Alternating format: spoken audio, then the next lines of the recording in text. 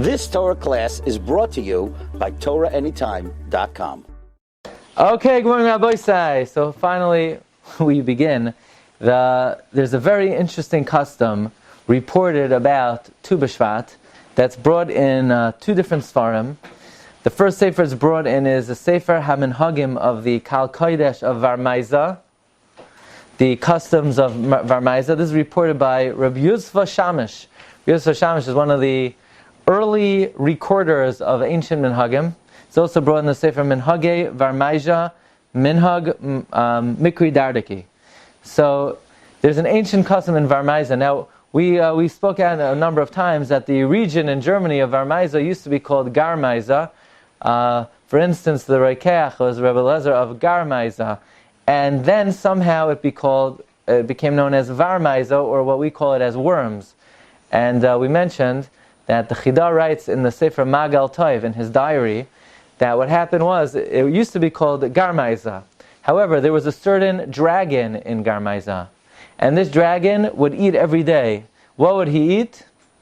He would not eat cholent, he would not eat potato kugel, he would eat kishka. But when I say kishka, he would eat the kishkas of Yidden. But not just the kishka, the entire Yid whole. It's actually probably very tasty. This is what he would eat every day. The dragon would be extremely relentless and dangerous unless he was fed a Yid. And this occurred for a very long time. Until one particular day, one Yid was willing to be thrown to the dragon. He went in with a sword. The dragon swallowed him half from the bottom to the waist and then the top to the waist. He was swallowed whole. And from inside the dragon with his sword, he vanquished the dragon. And from that point on, the region of Garmaiza was changed to be known as Vermaiza, the worm, in memory of this worm. It's a true story that the Chida brings down in the Sefer Magal Tov. Anyway, what was the custom on Tu B'Shvat? The custom on Tu B'Shvat it was known, take a look in Amron, Yoima de Mefagri. It was the day of Mefagri. What does Mefagri mean? It's a lashon from the Gemara in Shabbos Daf Kuf Chav Tes Amud Beis. Rashi says basically the Talmidim did not come to learn. Especially the children, what did they do? It was a day off for the Malamdim and the Talmidim. It was a Yom Mishta v'Simcha. They would give the Talmidim alcohol and they would rejoice. That was the old custom on Tu B'Shvat. Basically, you would not go to yeshiva on Tu B'Shvat. Here also is brought down that certain days that they didn't go to learn in yeshiva, and one of them here in Minhage Vermaiza was Tu B'Shvat. Tu B'Shvat, they would eat lekach toiv and yayin saraf, and the Talmidim would not pay for it. It was on the house, and this was the ancient custom on Tu B'Shvat. And the question is, what type of minhag is this? I'm sure nobody would complain if you had a day off to drink alcohol, but nevertheless, we know of a Talmud Torah Keneged Kulam. Why in the world would we give off on Tu B'Shvat? It's not mentioned in Shulchan Aruch other than the fact that you don't say Tachnon. But more than that, we have no mention. Why would there be an inyan of not going to yeshiva on Tu B'Shvat? Okay, this is a question of the Minchas Asher, Rav Asher Weiss, in his Svarim, not on Chumash, but in his Sichos on the Mayadim. So it's a very interesting thing. The Rosh Yeshiva of Yeshiva Chachmei Lublin after Meir Shapiro was Rav Tzvi Frummer. He was known as the Gaon, the Kusha Glover Gaon. The Kusha Glover Gaon. He was a Talmud of the Avnei Nezer, and he brings down a very interesting thing.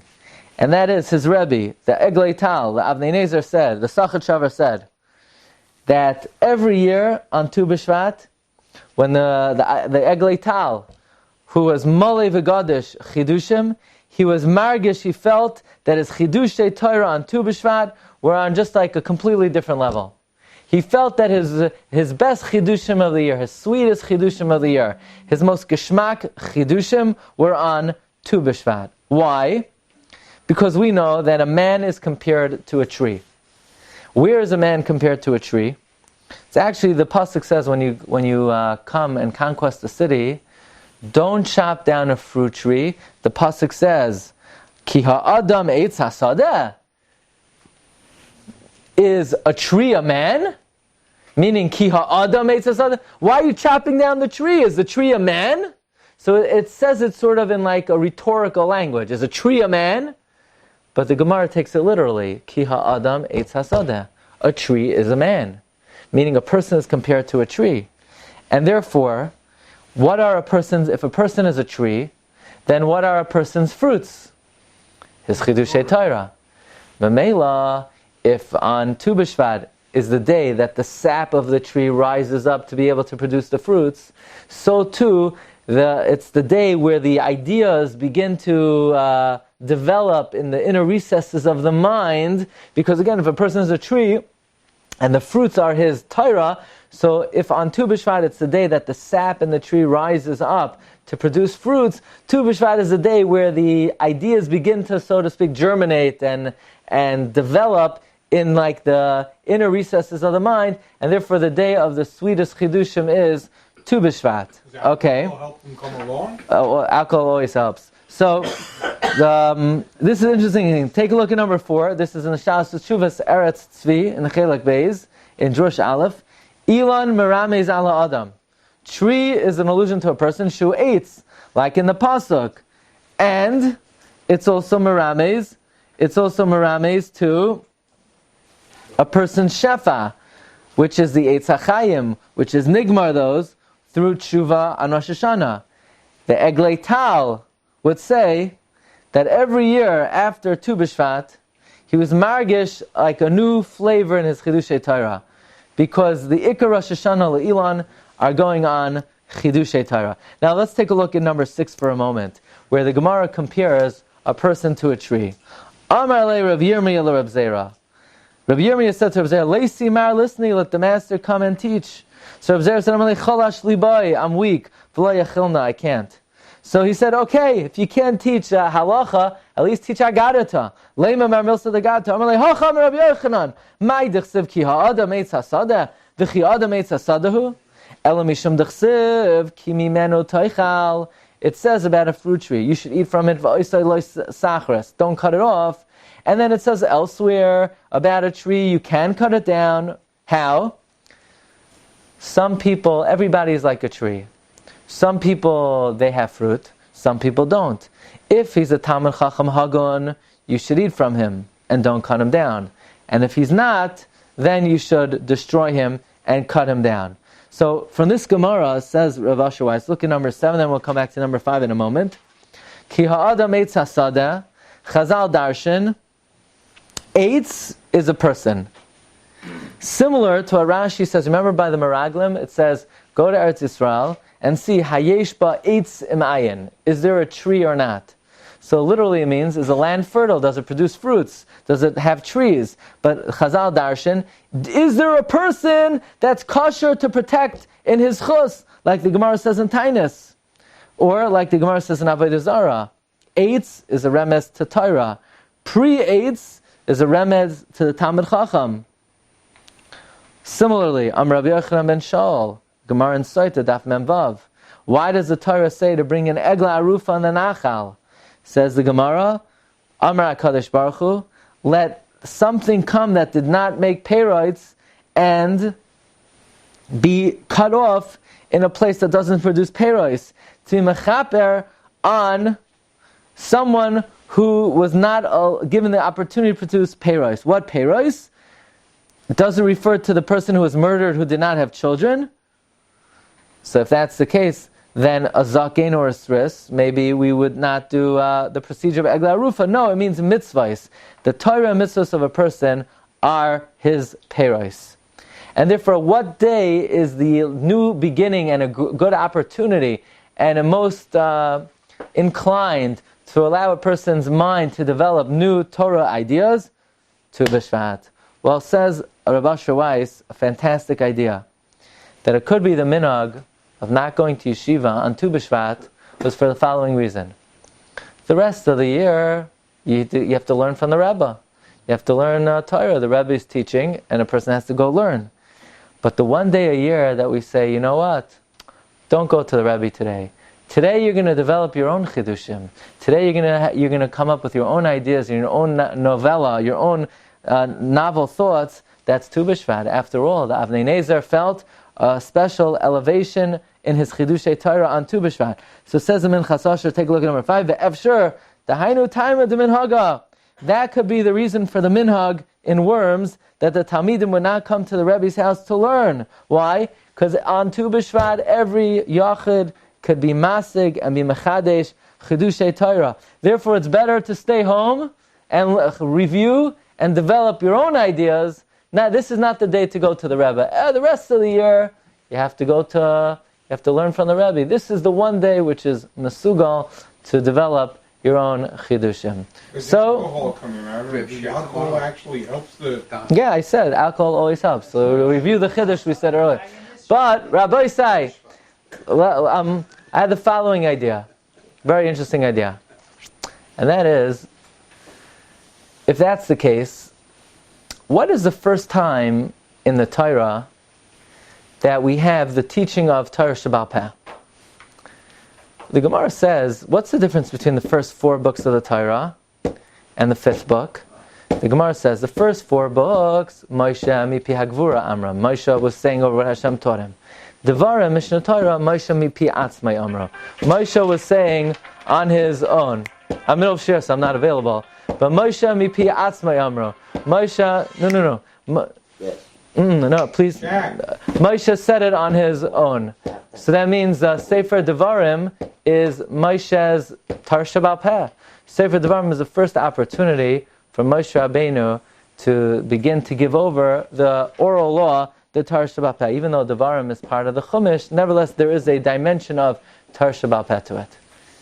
There is an idea that Rabbi Gedalia Shor brings down, that what's the comparison that this concept that we're trying to develop, that there's a connection between the Rosh Hashanah Lo'ilanos and the sap that rises in the tree and the person's Torah and his own Chidushim. What does the tree got to do with the person? So the Or Gedalia further develops this idea, and that is that there's a concept, Gavoya Me'al Gavoya Shomer, which means whatever we see in this world is just the physical concretization and representation of what's going on in Shamayim. That the physical hashpah and flourishing that we see in this world is a manifestation of the spiritual hashpah in Shamayim. So if you see, for instance, on Tu B'Shvat, which is the day that the majority of the rain has already fallen, and that's the day that the sap begins to rise in the tree, and the tree is primed to produce fruits, it's just the physical manifestation of the spiritual fruits that are now primed to develop in the Olam Haruchani. If that's the case, if somebody would want to start teaching Torah Sheba'al Peh and teaching Torah to its Tzibur, what would you think would be a very opportune day to begin teaching the Torah? Tu B'Shvat. Interesting. It almost works out perfectly. And that is, if you look in the beginning of Sefer Devarim, when Moshe begins to teach the Torah to Klal Yisrael, when does Moshe begin to teach the Torah to Klal Yisrael? So we would say, on the 15th day of the 11th month, right? Tu B'Shvat. Almost. Look at number 8. Vayi ba'arba'am shana. It was in the 40th year. Ba'ashtei asar chodesh, in the 12th month, in the 11th month. Bi'echad lachodesh, on Rosh Chodesh Shvat. Diber Moshe al b'nei Yisrael. Moshe spoke to the b'nei Yisrael. Kechayel asher tziva Hashem oisay aleim. Everything that Hashem commanded. Amazingly, what day did Moshe begin teaching the Torah Sheba'al Peh? Mishnah Torah to Klal Yisrael. Shvat. So Shvat is a perfect month. Just off by a little bit. He didn't start teaching it on Tu B'Shvat 2 weeks earlier. But you know what? It actually works out perfectly. But only if you're a Talmud of Shammai. Why is that? Look at number 11. B'yachad b'Shvat. On the first day of Shvat, Rosh Hashanah le'ilan is Rosh Hashanah for trees. K'divrei Beis Shammai. Beis Hillel Omer, and Beis Hillel says, B'chamisha asar bai, on the 15th day of Shvat.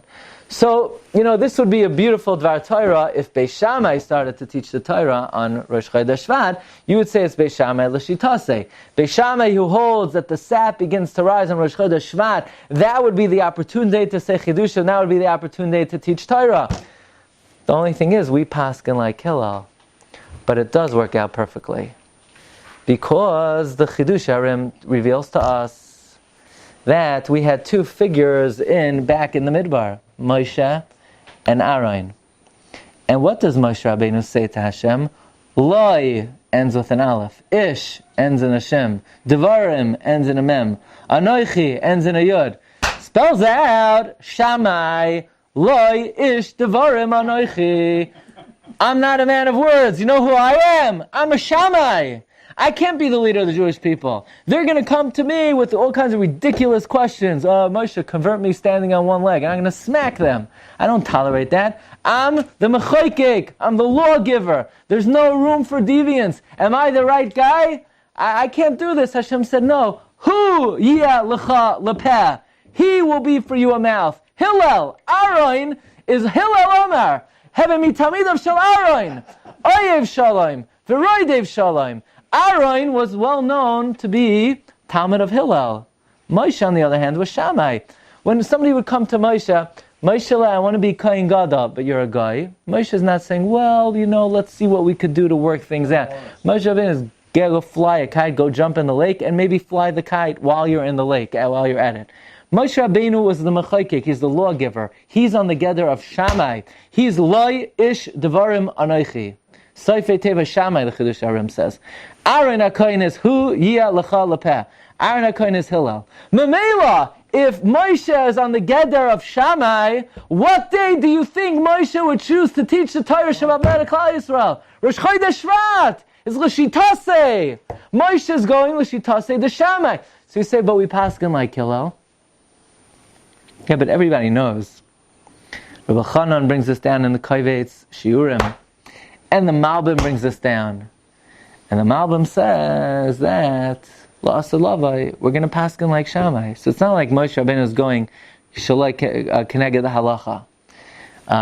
Moshe Rabbeinu is going Halacha. It just, Moshe Rabbeinu was not Zoicha to go into Eretz Yisrael. He was hoping to go into Eretz Yisrael. If Moshe would have brought us into Eretz Yisrael, then it would have brought the Mashiach right away. So Moshe Rabbeinu was always on the gather of the Gula Hasidah. Moshe Rabbeinu was always primed for the final redemption. So in the world of Moshe, we go like Shammai. So if there's a day on the calendar that Moshe Rabbeinu is going to teach the Torah, it's Rosh Chodesh Shvat. Guess how Sefer Devarim begins? Moshe Be'er Moshe SaTorah when? Be'ashtei asar Chodesh, B'yachad LaChodesh, Dibar Moshe B'nei Yisrael. But Bizman Hazeh, when the halacha is like Hillel, so then, Taka, Tu B'Shvat is a amazing day for a person to grow in Limud HaTorah, in Chidushei HaTorah, and to develop one's own ideas in Torah.